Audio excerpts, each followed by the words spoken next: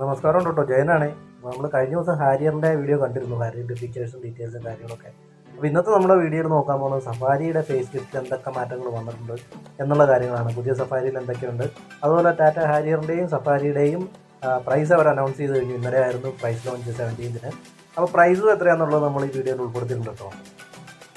അപ്പോൾ ആദ്യം തന്നെ ഫ്രണ്ടിൽ നിന്നുള്ള വ്യൂ നോക്കാം. ഗ്രില്ല് തന്നെയാണ് മാറ്റം വരുത്തിയിരിക്കുന്നത്. ഗ്രില്ല് എന്ന് പറയുമ്പോഴത്തേക്കും ബോഡി കളേർഡ് ഇൻസൈഡ്സ് ഉള്ള ബ്ലാക്ക് ഗ്രില്ലാണ് ടോപ്പിൽ കൊടുത്തിരിക്കുന്നത്. പിന്നെ താഴത്തേക്ക് വരുമ്പോഴത്തേക്ക് എയർ ഡാം വരുന്നിടത്ത് ഫുൾ ബ്ലാക്ക് ആണ്. അതിൽ അഡാസിൻ്റെ ഫീച്ചേഴ്സുള്ള സെൻസർ കൊടുത്തിട്ടുണ്ട്.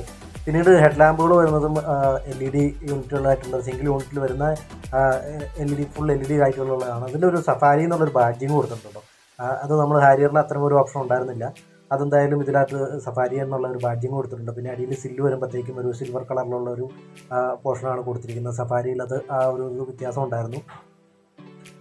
പിന്നീട് നോക്കുമ്പോഴത്തേക്ക് നമുക്ക് കാണാൻ പറ്റുന്ന പറഞ്ഞു കഴിഞ്ഞാൽ 360 ഡിഗ്രി ക്യാമറ ടാറ്റ ലോഗോയുടെ താഴെ തന്നെ കൊടുത്തിട്ടുണ്ട്. ആ ബോഡി കളർഡ് ഇൻസൈഡ്സ് ആട്ടോ കൊടുത്തിരിക്കുന്നത് ഗ്രില്ലിലുള്ള നീളം. ആ താഴത്ത് വരുന്ന പോർഷനിൽ ബ്ലാക്ക് തന്നെയാണ് വന്നിരിക്കുന്നത്. സൈഡ് പ്രൊഫൈലിൽ നോക്കി കഴിഞ്ഞാൽ വലിയ വ്യത്യാസങ്ങളൊന്നുമില്ല. സഫാരി എന്നുള്ള ബാഡ്ജിങ്, അതുപോലെ ടയർ സൈസ് എന്ന് പറഞ്ഞാൽ 19 ഇഞ്ച് വീലാണ് വരുന്നത്. പിന്നീട് ആ ഡോറിൽ ഹാരിയറിൻ്റെ ഒരു ബാഡ്ജിങ് കണ്ട പോലെ തന്നെ സഫാരിയുടെ ബാഡ്ജിങ് ഉൾപ്പെടുത്തിയിട്ടുണ്ട് അവർ. വീലിൻ്റെ ഡിസൈൻ എന്തായാലും പുതിയ ഡിസൈനാണ്. സിയറയുടെ കൺസെപ്റ്റിൽ കാണിച്ചിരുന്ന ഡിസൈനായിട്ടുള്ള വീലുകളാണ് കൊടുക്കുന്നത്. പിന്നെ ബാക്കിലേക്ക് വരുമ്പോൾ ടെയിൽ ലാമ്പുകൾ, അതുപോലെ തന്നെ താഴത്തെ നമ്മുടെ ബ്രേക്ക് ലൈറ്റുകളെല്ലാം തന്നെ പുതിയ ഡിസൈനിലേക്ക് മാറിയിട്ടുണ്ട്. ഹാരിയറിൽ കണ്ട പോലെ തന്നെയാണ്. വേറെ കൂടുതൽ വ്യത്യാസങ്ങളൊന്നും അതിൽ വരുന്നില്ല. ബൂട്ട് സ്പേസ് എന്ന് പറയുമ്പോഴത്തേക്ക് 73 ലിറ്ററാണ് നോർമലി വരുന്നത്. പിന്നെ നമുക്കത് 60-40 സീറ്റ് മടക്കി സീറ്റ് അൺഫോൾഡ് ചെയ്ത് കഴിഞ്ഞാൽ നമുക്ക് കൂടുതൽ സ്പേസിലേക്ക് മാറാൻ പറ്റുന്നതാണ്. 650 ലിറ്ററോളം ആണ് ടാറ്റ പറയുന്നത്. പഴയതും പുതിയതുമായുള്ള ഇൻറ്റീരിയറിന് നല്ല ഏറെ വ്യത്യാസമുണ്ട്. ഭയങ്കര വ്യത്യാസമായിട്ടാണ് അവർ കൊണ്ടുവന്നിരിക്കുന്നത്. പുതിയ ഇൻറ്റീരിയറിൽ ഒരു വുഡൻ ടച്ചുള്ള ഇൻറ്റീരിയറും ഒക്കെയാണ് കൊണ്ടുവന്നിരിക്കുന്നത്. തന്നെയല്ല ഒരു പ്രീമിയം ടച്ചിലേക്ക് എത്തിക്കാനായിട്ട് ടാറ്റയ്ക്ക് സാധിച്ചിട്ടുണ്ട്. അതുപോലെ 4 സ്പോക്ക് വീല് നമ്മൾ ഹാരിയർ കണ്ടിരുന്നു. 4 സ്പോക്ക് വീല് അത് തന്നെയാണ് ഇവിടെയും കൊണ്ടുവന്നിരിക്കുന്നത്. പിന്നെ ഇൻറ്റീരിയറിലെ കളർ തീമിലേക്ക് നോക്കുമ്പോഴത്തേക്ക് വുഡൻ ഫിനിഷാണ്. ടാറ്റയിൽ കളേർഡ് ബോഡി കളേർഡ് വരുന്ന ഒരു അല്ലെങ്കിൽ ആ ഒരു തീമിലായിരുന്നെങ്കിൽ ഇതിൽ വരുമ്പോഴത്തേക്കും വുഡൻ ഫിനിഷിലാണ് കൊണ്ടുവന്നിരിക്കുന്നത്. വീലിൻ്റെ തന്നെ സ്റ്റിയറിങ്ങിൻ്റെ വീലിന് നമ്മൾ സെൻട്രൽ പോർഷനിൽ വരുന്നത് ആ ഡിസ്പ്ലേ ടാറ്റയുടെ ലോഗോ ഡിസ്പ്ലേ വരുന്ന ആ ഒരു സെയിം സ്റ്റിയറിംഗ് വീലാണ്. അതുപോലെ തന്നെ 10.4 ഇഞ്ചിൻ്റെ ഇൻസ്ട്രുമെൻറ്റ് ക്ലസ്റ്റർ വന്നിട്ടുണ്ട്. നമുക്ക് ഡ്യുവൽ വ്യൂവും സിംഗിൾ വ്യൂ ഒക്കെ ആയിട്ട് സെറ്റ് ചെയ്യാവുന്ന ഫുള്ളി ഫങ്ഷണബിൾ ആയിട്ടുള്ള ഒരു ഇൻസ്ട്രുമെൻറ്റ് ക്ലസ്റ്റർ തന്നെയാണ് ഇതിലും കൊടുത്തിരിക്കുന്നത്.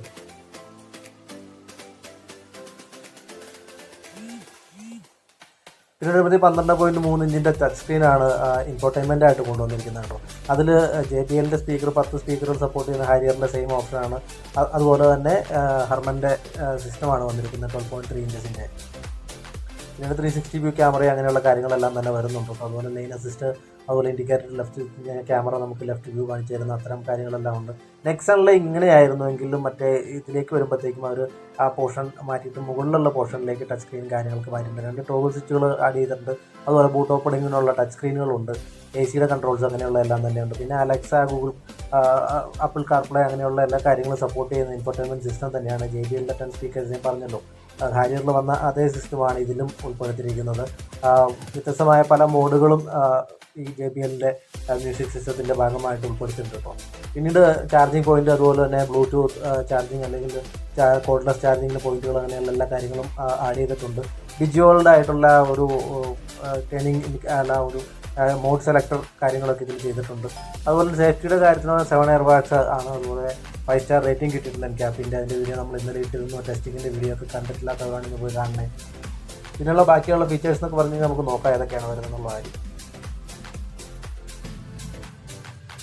പിന്നീട് സെൻട്രൽ കൺസോളിലേക്ക് വരുമ്പോഴത്തേക്ക് ഒരു കോക്പിറ്റ്, ആ ഒരു പഴയ ഡിസൈൻ, അവരുടെ ആ ഒരു കോക്പിറ്റ് ഡിസൈൻ, പണ്ടത്തെ ഹാൻഡ് ബ്രേക്ക് ഓർമ്മയുണ്ടല്ലോ, അതൊക്കെ മാറി ഇപ്പോൾ ഇലക്ട്രോണിക് ഹാൻഡ് ബ്രേക്കിലേക്കും അങ്ങനെയുള്ള കാര്യങ്ങളൊക്കെ വന്നിട്ടുണ്ട്. പുതിയ ഒരു ഡിസൈനായിട്ട് നമ്മൾ നെക്സണിൽ കണ്ട ആ മോഡ് സെലക്ടർ അല്ലെങ്കിൽ ഗിയർ നോബ് സെലക്ടർ പുതിയ ഡിസൈനിലേക്ക് കൊണ്ടുവന്നിട്ടുണ്ട് കേട്ടോ. പിന്നീട് വരുന്ന വെന്റിലേറ്റഡ് സീറ്റുകളാണ്. ഫ്രണ്ടിൽ വരുന്ന 2 വെന്റിലേറ്റഡ് സീറ്റുകളാണ്. അതുപോലെ തന്നെ സെക്കൻഡ് റോയിലെ സീറ്റുകളും വെന്റിലേറ്റഡ് സീറ്റുകളാണ് കേട്ടോ. അതുപോലെ സീറ്റുകൾ എന്ന് പറഞ്ഞു കഴിഞ്ഞാൽ ഡ്രൈവർ സീറ്റ് 6 വേ അഡ്ജസ്റ്റ് ചെയ്യാവുന്ന, ഇലക്ട്രോണിക്കലി അഡ്ജസ്റ്റ് ചെയ്യാവുന്ന സീറ്റും, അതുപോലെ കോ ഡ്രൈവറിൻ്റെ 4 വേ അഡ്ജസ്റ്റ് ചെയ്യാവുന്ന സീറ്റുകളുമാണ്. സെക്കൻഡ് റോയിൽ വരുന്ന സീറ്റുകൾ എന്ന് പറഞ്ഞാൽ വെന്റിലേറ്റഡ് സീറ്റുകളാണ്. അതായത് അത് ഹാരിയറിൽ അവൈലബിൾ അല്ല, സഫാരിയിൽ അത് അവൈലബിൾ ആണ്. അതുപോലെ ആംറെസ്റ്റുകൾ വരുന്നുണ്ട്.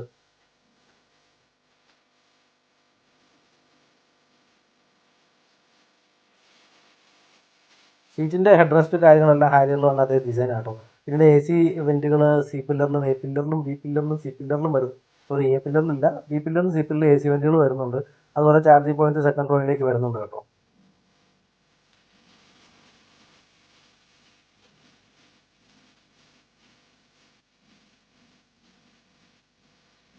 തേർഡ് റോയിലെ സീറ്റുകൾ പരമാവധി മാക്സിമം ഒരു ചെയ്യാൻ നോക്കിയിട്ടുണ്ട് അതിൻ്റെ ഒരു കണ്ടു.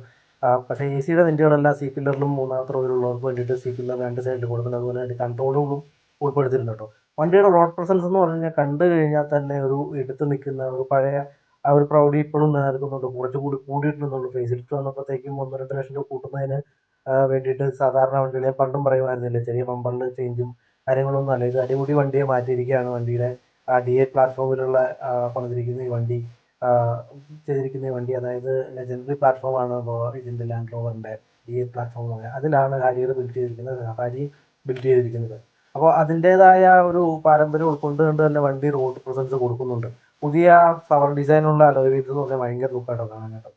ബാക്കിൽ നിന്ന് നോക്കി കഴിഞ്ഞാൽ ടെയിൽ ലാമ്പുകൾ, കണക്റ്റഡ് ടെയിൽ ലാമ്പുകൾ, അങ്ങനെയുള്ള കാര്യങ്ങളെല്ലാം ഉണ്ട്. അതുപോലെ തന്നെ വൈപ്പർ, പക്ഷേ നമ്മൾ നെക്സണിൽ ഒരു ഹിഡൻ വൈപ്പർ ആയിരുന്നു ബാക്കിൽ കൊടുത്തിരുന്നത്. പക്ഷേ ഇതിൽ ഓപ്പൺ ആയിട്ടുള്ള കാര്യങ്ങളാണ്. ഫ്രണ്ടിലെ ഹെഡ് ലാമ്പുകളും അഡാസിൻ്റെ ആ നമ്പർ പ്ലേറ്റിന് താഴെയായിട്ട് വരുന്ന അഡാസ് ഫീച്ചറിൻ്റെ സെൻസിങ് ആയിട്ടുള്ള കാര്യങ്ങളും എല്ലാം തന്നെ വന്നിട്ടുണ്ട്. അതുപോലെ ഹൈവേയിലെ മൈലേജ് പറയുന്നത് 15-18 വരെയാണ്. എങ്ങനെയായാലും 15-16 കിട്ടുമായിരിക്കുമെന്ന് പ്രതീക്ഷിക്കാം.